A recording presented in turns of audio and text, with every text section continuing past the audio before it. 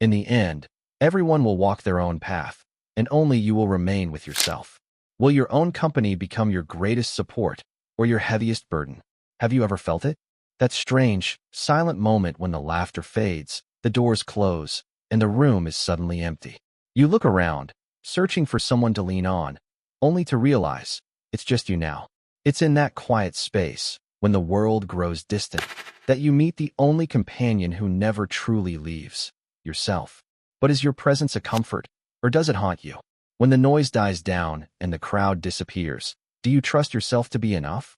There are nights when you lie in bed, the darkness pressing against the windows like a silent tide, and you realize there is nowhere left to run from yourself. The world outside slows down, voices quiet, and you're left with the echo of your own thoughts, memories, and fears. Maybe you replay moments from the day, something you wish you'd said, a smile you wanted to return, or a truth you swallowed to keep the peace. Maybe you remember a promise you made to yourself, the kind you keep breaking quietly, believing no one else will notice. I know that feeling well. I've spent evenings tracing the patterns of light and shadow on my ceiling, feeling both comforted and trapped by my solitude. Sometimes, being alone with yourself feels like sinking into a warm bath after a stormy day, safe, peaceful, almost healing. Other times, it feels like being stranded in a boat on a vast, empty sea, with no land in sight and no rescue coming. The silence can be soothing, but it can also be deafening. Have you ever caught yourself talking to the ceiling, whispering secrets to the darkness, hoping for a reply? Have you ever noticed how your own mind can be both your sanctuary and your prison? It's easy to wish for company, to crave a hand to hold, or a voice to tell you everything will be all right. But sooner or later, life teaches us the same, unyielding lesson. People come and go, even those we love most. In the end, it is your own reflection that stares back from the glass, asking, sometimes kindly, sometimes accusingly, are you proud of who you are? Can you stand your own company? It's a question few are brave enough to answer honestly. We distract ourselves with noise, with endless scrolling, with the comfort of others' presence, hoping to avoid facing the one person we can never escape. But the truth is, every friendship, every relationship, every bond is only as strong as the one you have with yourself. If you are a stranger to your own heart, how can you expect anyone else to understand you? If you cannot trust your own intentions, how can you ask another to put faith in you? In those quiet, solitary hours, you begin to understand that the foundation of all love, all trust, all belonging starts within. You learn, sometimes painfully, that your greatest enemy and your greatest ally live beneath your own skin. You discover that the journey to becoming your own best friend is not a luxury, it's a necessity. It is only when you accept your own flaws, forgive your own mistakes, and celebrate your own victories that you become someone truly worth knowing. So, the next time you find yourself alone, listen closely to the way you speak to yourself. Are you kind, or do you criticize? Do you offer comfort, or do you judge? The relationship you have with yourself sets the tone for every other connection in your life. In the end, it is you who chooses whether your presence is a burden or a blessing. Maybe you're wondering, how do I actually become the kind of person I can rely on? Is it really possible to turn your own presence into a source of strength, especially when old habits and doubts seem to win every time? The answer is yes, but it isn't magic. It's a practice, built day by day, with small but powerful steps that change how you see yourself and how you handle life's challenges. First, make a habit of honest self-talk. Most people spend their days either criticizing themselves or running away from uncomfortable thoughts. Try treating yourself as you would treat a friend in pain. When you mess up, don't attack yourself. Ask, what can I learn from this? If you feel scared or lost, say, it's okay to be afraid. I'll get through this. Every time you show yourself patience and understanding, you reinforce trust within. Second, keep small promises to yourself. Confidence isn't built on grand gestures, but on the daily proof that you can count on your own word. Set one tiny goal each morning, maybe a walk outside, reading a page of a book, or simply making your bed.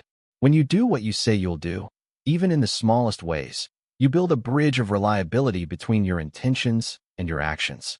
Third, practice solitude on purpose. Don't wait until you're forced to be alone to discover how you really feel. Carve out intentional moments of quiet, even 10 minutes a day, where you check in with yourself. What do I want? How do I feel? What do I need? This habit turns solitude from something to fear into something to look forward to, a sanctuary rather than a punishment. Fourth, celebrate your own wins, no matter how small. It's easy to dismiss your achievements because they seem insignificant compared to others. But you are your own witness and your own cheerleader. Notice when you overcome a fear, learn a lesson, or keep a promise. Say it out loud. I'm proud of myself for this. The more you acknowledge your progress, the more motivation you build to keep going. Fifth, create rituals of care. It's not selfish to nurture your mind and body. It's necessary. Choose a few small rituals that make you feel safe, calm, or inspired. A cup of tea, a walk at sunset, journaling, or listening to music that stirs something inside. These aren't escapes. They're ways of telling yourself, you matter. I'm here for you. Life will always bring problems, stress, loss, disappointment, conflict. The difference is, when you are your own friend, you don't face these storms alone or unprepared. You carry inside you a quiet resilience, a voice that says, your subscription and comment aren't just numbers. They're signals that decide what video comes next. Share your thoughts or ideas in the comments. They often become the foundation for news stories. Interestingly, over 90% of viewers watch my videos without subscribing. That's okay. It means the content pulls you in. But subscribing helps you stay updated with the next parts. Hit subscribe, and let's create the next video together. We've survived before. We'll survive again. Problems become challenges to grow through, not punishments to endure. And remember, you don't have to do it all at once. Every new habit, every kind word, every honest moment is a small step on the path to becoming your own best ally. Over time, you'll look back and realize the friend you've always needed was there all along, patiently waiting for you to say hello. Sometimes it might feel awkward, even unnatural, to start treating yourself like a friend. We're used to hearing our own inner critic loud and clear, while the supportive voice inside often gets drowned out by doubt and habit. But you can retrain your mind, and, over time, the practical steps become second nature. Let's see how these life hacks play out in real, everyday situations.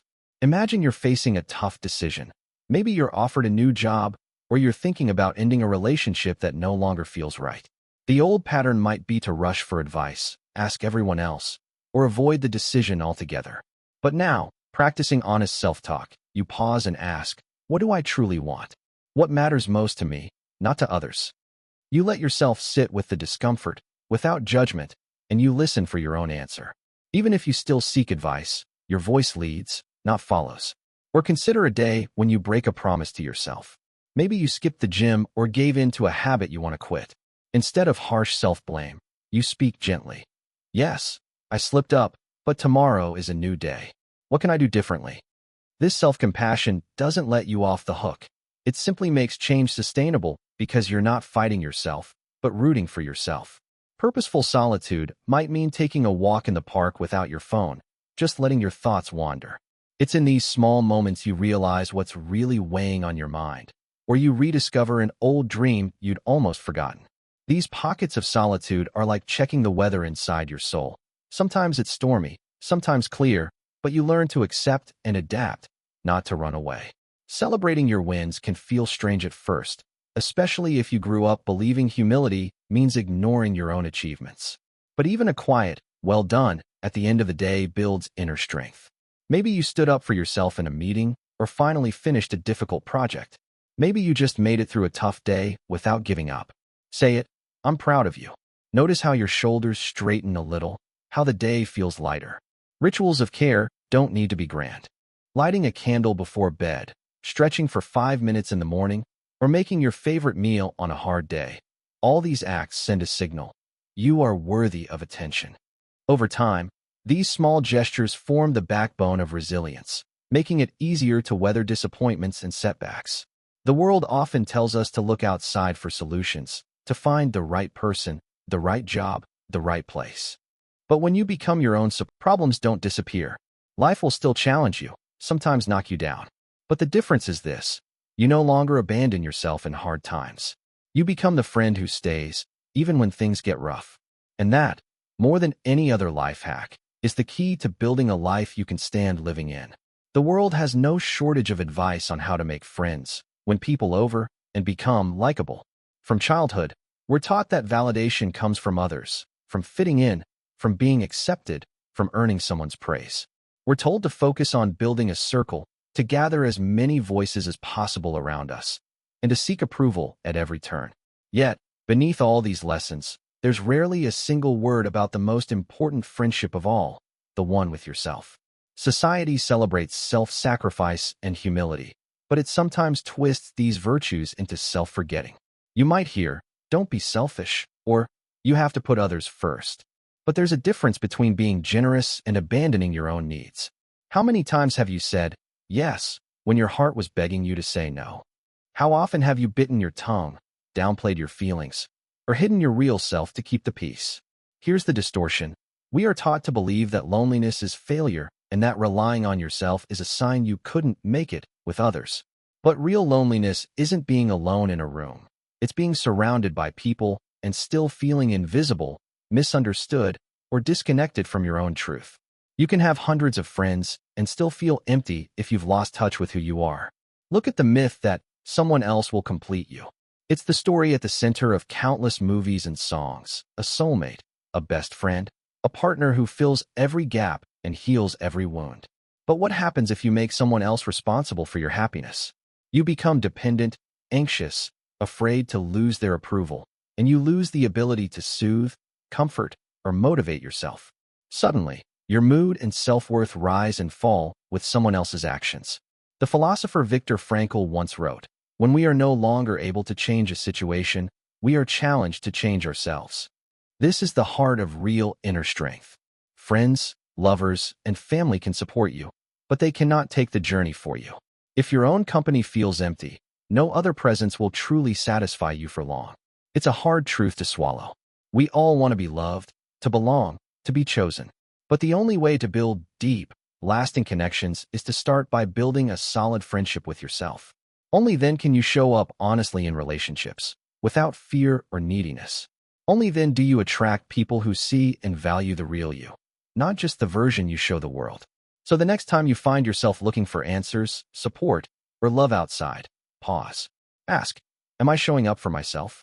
Am I treating myself with the same care, patience, and loyalty I offer to others? If not, it's not too late to start. Your presence can be a shelter or a prison, a lifelong ally, or your harshest critic. The choice is yours, and it's the foundation of every other relationship you'll ever have. Let me turn the question to you. Yes, you, listening right now. What was it that first pushed you onto the path of being alone? Was it a painful breakup, a move to a new city, the loss of a friend, or maybe a slow realization that the crowd around you couldn't truly hear your voice? What was the moment when you found yourself, for the first time, your only companion? Was it a choice or a circumstance? Was it freedom or was it necessity? Maybe you didn't choose solitude at all. Maybe it chose you. Life can be unpredictable. Sometimes people leave, relationships shift, or the world changes in ways we never saw coming. Maybe you were left behind when everyone else moved forward, or perhaps you decided to step away from the noise and expectations for a while, just to see what you might find in the silence. How did you cope when it happened? Did you fight the loneliness, trying to fill the empty space with distractions or new faces? Or did you, after the struggle, discover a strange sense of peace in your own company? Did you start to notice things you'd never seen before? The sound of your thoughts, the rhythm of your breath, the things that truly matter to you when no one else is watching? I ask because every story is different. For some, being alone is a challenge, a mountain to climb. For others, it's a relief, an escape from the pressures of constant performance. For many, it is both, terrifying at first, and then quietly liberating. There are days when solitude feels heavy, like a weight you'd rather not carry. There are also days when it feels like a gentle friend, asking nothing but honesty and presence. So what was your moment? When did you meet yourself? Not as a stranger, but as the one person who will never leave. And how do you keep going? What helps you turn the quiet into comfort, the solitude into strength? Share your story if you feel ready. Someone out there may need your words to find their own way through the silence. Every person's path to solitude is unique, marked by twists of fate, moments of choice, and sometimes a quiet kind of courage. For some, it begins with heartbreak, a love that ends suddenly, leaving you stunned in the silence of a room once filled with laughter. For others, it comes as a slow drift. Friends move away, priorities change, the circles you once fit into no longer feel like home. Sometimes, solitude is born from ambition, a drive to discover who you are without the noise of other people's dreams echoing in your mind. How did it start for you? Was it a moment that split your life into before and after, or a gradual dawning that one day you were simply on your own? Did you resist it, trying everything to bring the old world back? Or did you eventually surrender, letting the silence teach you what the crowd never could? Many people, when first confronted by aloneness, reach for distraction. They scroll through endless feeds, binge-watch shows, fill their days with work or errands, anything to avoid that moment when it's just them and the echo of their own thoughts. But distraction is only a temporary relief. Sooner or later, life insists that you meet yourself as you truly are, without the mask, without the noise. Some learn to embrace this meeting with patience. They start keeping a journal, speaking honestly to the page in a way they never could with another person. Others rediscover old passions, music, art, a walk in the woods, or simply watching the sun rise. Still others turn to meditation or prayer, seeking comfort in something larger than themselves, or in the vastness within. And yet, it's never simple. Some days, solitude is golden. Other days, it feels like a test you're failing. There are mornings when you wake up grateful for the peace and evenings when the quiet feels endless and cold. On those days, the most important thing is to remember, this is not a punishment, nor is it forever. It is a season, a chapter, an invitation to grow roots where you stand. In time, many discover a subtle shift. Where loneliness once felt heavy, solitude becomes lighter, a space where you can hear your own voice, choose your own path, become your own best companion. You realize that, while friends and lovers may come and go, your own presence is the only one guaranteed for life. The way you treat yourself, your kindness, patience, and honesty, sets the standard for every other relationship you'll ever have. So, as you reflect on your journey, know that you are not alone in your aloneness. Every person walking the earth carries moments of solitude, and many are searching for the same peace you seek. And sometimes, the right words from someone who's walked a similar path, a poet, a philosopher, a voice from the past, can illuminate the way forward. Philosophers across centuries have pondered solitude, not as a curse, but as a vital space where truth emerges. It was Friedrich Nietzsche who wrote, "He who cannot find solitude is a slave, wherever he may be." At first, those words sound harsh, almost defiant. But pause for a moment and look deeper. Nietzsche didn't glorify loneliness for its own sake. He saw solitude as the crucible where one's spirit is forged and one's true voice discovered. Have you ever noticed how much easier it is to follow the crowd than to walk your own path? The world teaches us to value company, to avoid standing out, to measure our worth by how many people surround us. But as Nietzsche suggests, when you cannot be alone, when you run from your own company, seeking constant distraction or approval, you become dependent, shaped by other people's needs, desires, and judgments. That's the real slavery, a life where you are never quite your own. Solitude, then, is not emptiness, it is freedom. In the quiet, away from the demands and opinions of the world, you finally meet yourself honestly. Here, you are free to think without fear, to question, to dream, to change your mind, to fail and to begin again. This is not isolation, but a rare kind of independence. The greatest thinkers, artists, and innovators have all spent long seasons in solitude, returning with gifts for the world that could only be born in silence. But embracing solitude is rarely easy. You might feel fear rise up. What if I don't like the person I find? What if I'm not enough? Yet, as Nietzsche knew, and as many before and after him have written, only by facing yourself do you find your unique strength, the part of you untouched by fashion, untouched by the need for praise or permission. So, let his words be a challenge, and also a comfort. He who cannot find solitude is a slave, wherever he may be. Are you running from your own company, or are you willing to risk meeting the real you? When you accept solitude, not as a punishment, but as a practice, you reclaim your freedom. You step out of the endless chase for approval and begin to write your own story. And maybe, just maybe, you'll discover what the greatest philosophers found, that your own presence, once feared, becomes your greatest teacher, and, in time, your most loyal friend. There comes a moment, almost always quietly, when everything shifts. Maybe it's late at night, the world outside silent. when you realize you're no longer restless in your own company. The old urge to escape, through endless scrolling, mindless busyness, or the constant search for someone to fill the silence, begins to fade. You notice that, for the first time, your own thoughts aren't enemies to battle, but companions to sit with. This is the true turning point, not a sudden fireworks display, but the gentle dawning of a new relationship with yourself. You find that you no longer judge every memory, every mistake, every insecurity with the harshness you once did. Instead, you start to listen. You recognize the patterns that used to trip you up, old stories about your worth, your need to be liked, your fear of being alone. And instead of running, you simply sit with them, letting them rise and fall like waves. You discover that you can feel sadness, disappointment, or longing and not be overwhelmed by it. These emotions no longer define you. They simply visit and then leave again. In these moments, solitude becomes less of a burden and more of a teacher. You find comfort in your own rituals, a morning walk with no destination, a cup of coffee sipped slowly while the world wakes up, a quiet hour spent with a book that stretches your mind or stirs your heart. You look at your own reflection with something new in your eyes. Not pride, perhaps, but a gentle recognition. You've become the friend you needed all along. Sometimes, you'll want to share this peace with others, and that's good. Healthy solitude doesn't wall you off. It prepares you for true connection. You're no longer desperate for approval or terrified of rejection, because you know how to return to yourself for comfort, for honesty, for strength.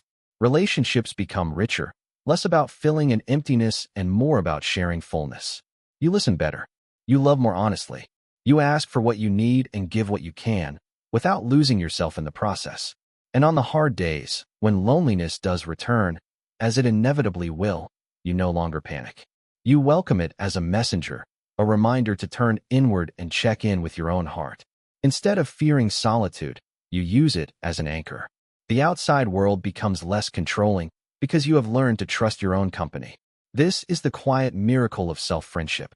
You become both your own shelter and your own springboard.